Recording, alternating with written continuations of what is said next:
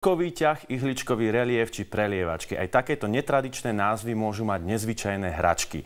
Presnejšie povedané vedecké hračky, ktoré v týchto dňoch zaujali malých aj veľkých na výstave vo Zvolene. Zahrať sa s nimi šiel aj náš kolega Michal Várošík. Michal, ahoj.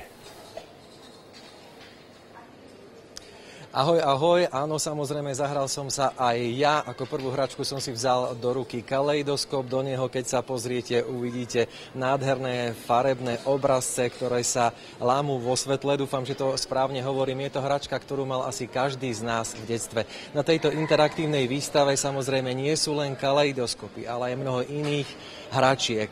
O tom nám viac povie autorka výstavy Beata Pôbišová. Pani Pôbišová, čo všetko si tu môžu návštevníci pozrieť a doslova vychutnať? Príjemný podvečer. No tak okrem vyše stovky kaleidoskopov, ktoré sú na každom stolíku, je teda iný druh kaleidoskopu položený na obrázku a okrem toho sú ďalšie kaleidoskopy ako vzorky a prototypy. Je tu na vyše 60 rôznych vedeckých hračiek. Je tu 10 fyzikálnych experimentov a takých 20 hlavolamov. Takže naozaj dosť pre každého, ktorý má trošku viacej ako tých 3-6 ročkov. Spomínal som, že je to interaktívna výstava, to znamená, že len pozerať sa na hračky doslova je asi zakázané. Tak, to si ani neviem predstaviť, aby tu niekto išiel bez toho, aby sa s nimi pohral, aby ju vzal do ruky, vyskúšal, čo sa s tou hračkou dá a hlavne pozoroval, čo sa deje. Čo sa nám deje teraz? No, na týchto sliepočkách na lopáriku sa naťahuje vlákienko, na ktorom je závažie, ťažisko sa prenáša a máme krásny pohyb a môžeme už vysvetľovať. Ťažisko, rovnováha, mnoho fyzikálnych, mechanických efektov.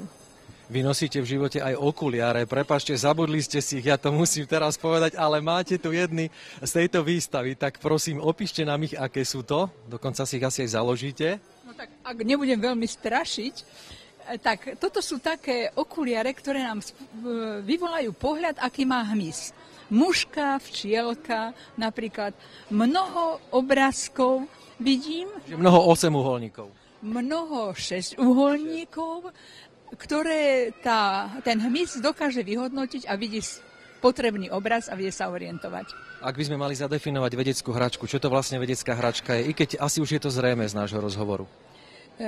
Za vedeckú hračku pokladáme každú dobrú, kvalitnú hračku, ktorá približuje nejaký vedecký poznatok, úkaz, jav, zákonitosť alebo nejaký technický fenomén. Napríklad, toto je jasne hračka, alebo v úvodzovkách hračka, lebo je to naozaj vedecká hračka, ktorá je o optike. Predtým sme mali niečo z mechaniky. Máme tu asi 15 hračiek, ktoré sú akustické. Napríklad tu máme hrom. Vyvoláme hrom a hneď sa môžeme spýtať, čo príde skôr? Zvuk hromu alebo vidíme blesk. Proste je tu mnoho takých vecí, ktoré aj pomocou tých manuálov, tých krátkych návodov k hračkám nás uvedú trošku do sveta vedy a do sveta fyziky. Ďakujem Beate Pôbišovej za nádherný, príjemný rozhovor a vám pri obrazovkách dávam do pozornosti a povzbudzujem vás. Príďte sa pozrieť na túto interaktívnu výstavu. Naozaj to stojí za to a nie je len pre deti. Príďte teda sem do Zvolena. Ak však máte bližšie do Banskej Bystrice, môžete navštíviť stálu expozíciu vedeckej hračky v štátnej vedeckej knižnici alebo v úrade priemyselného vlastníctva. No a ak máte trebárs bližšie do Mexika, môžete zavítať aj tam, pretože aj tam nájdete slovenskú vedeckú hračku. Michal, ďakujeme veľmi pekne, to bol Michal Várošík.